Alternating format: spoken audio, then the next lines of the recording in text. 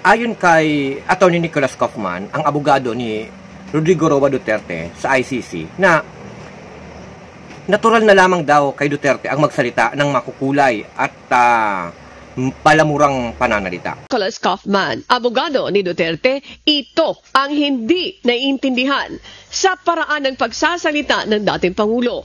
Dagdag pa nito, ang mga sinasabi ng dating presidente ay hindi patunay o batayan na may polisiya ng extrajudicial killing na ipinatupad ang nakaraang administrasyon. Anya, likas na sa dating chief executive na gumagamit ng mga makukulay na pananalita. But the former president made plenty of speeches which don't necessarily support a policy of extrajudicial killing. They don't. He was a person who wasn't shy of using, can we put it, colourful language. But he's probably one of the most popular politicians the Philippines has ever had. And there's a reason for that.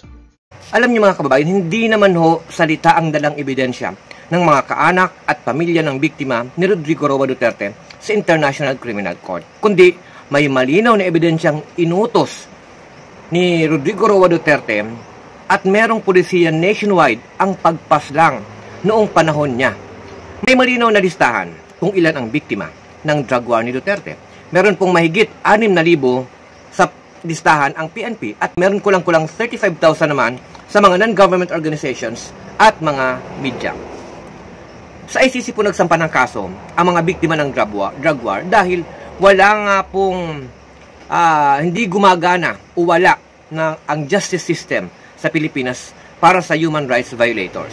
At lalong-lalo na, nung panahon ni Duterte, hindi pwede siyang kasuhan dahil meron siyang immunity bilang presidente.